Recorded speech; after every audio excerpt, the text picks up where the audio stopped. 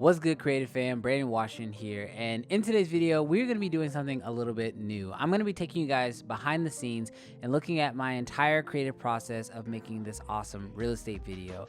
I got the pleasure of shooting this awesome video for this real estate group called Chris and Cabby, and during this video I want to show you guys not only my lighting breakdown, but I also want to show you guys what we did with camera as well as some of our shooting choices in order to make this video happen.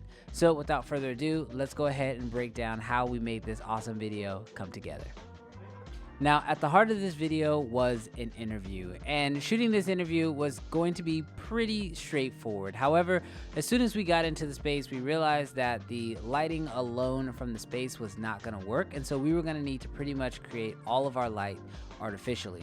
Now, there was some big, huge windows that I did like how the natural light was coming in. It just wasn't quite enough, so I decided to use that as a motivating factor in order to bring in my own artificial light.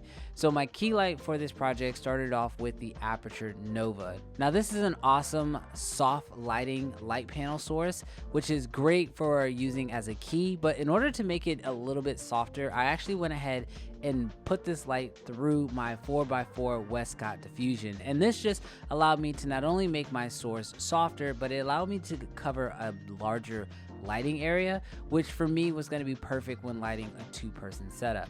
Now, as far as my fill light, I actually went ahead and used this really awesome new tube light that I got, which is a Nan light. Now, this is not sponsored, and I did purchase these lights on my own, and I know they do give these lights out to tons of YouTubers, but I was not one of them. But I did buy these lights, and they really do come in handy in a lot of different places. Not only was I able to use one of these tube lights as kind of a fill on the right side of the frame, but I also used one behind the couch in order to illuminate this little plant that we had behind to add a little bit of greenery.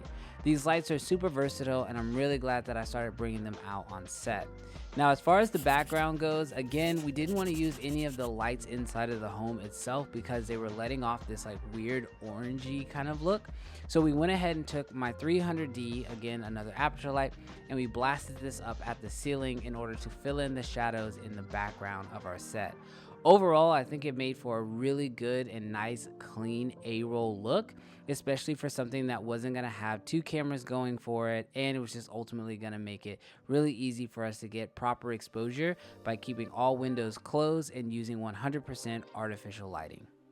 Now, once we finished up shooting our A-roll, we moved over into the B-roll section of this video. Now, the B-roll took place in really two main locations. First, we shot inside, and then we went out. Now, when it came to shooting inside, the lighting didn't really change that much. All we did was bring our sources a little bit closer to our B-roll location. We decided to move into the kitchen area to shoot all of our B-roll, and we kind of did this on a normal basis where I kind of like to shoot wide and then move in for my close-ups. So for this, I decided I wanted to go with two different looks. I wanted to go with something that was very clean and polished, which is where we shot everything on our tripod. So we went ahead and shot our wide shots as well as our tights, getting a lot of pans and tilts right on the tripod to make everything look nice and clean. And then I went handheld with the red Komodo in order to get a totally different look. And with these, we decided we want these to feel more raw and more natural, so we moved away from the work look and more into just a lifestyle, two people having a great conversation in the kitchen. And just like before, I started off by grabbing my wide shots and then moving in for my close-ups. Again, we used this awesome lighting set and we just moved it in closer so that way we could keep our lighting values proper.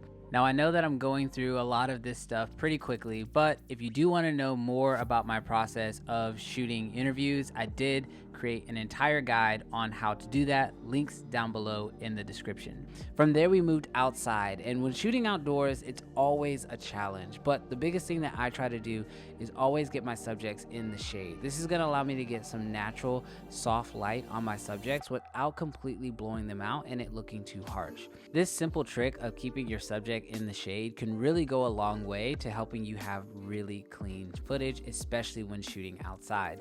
No matter if you're shooting in front front of a house or next to the sign, or really anywhere outdoors, if you can get your subject into the shade or even create shade by bringing out diffusion and putting that in front of your subject, ultimately you're gonna have much better lighting on your subjects, and it's gonna make your frame look that much better.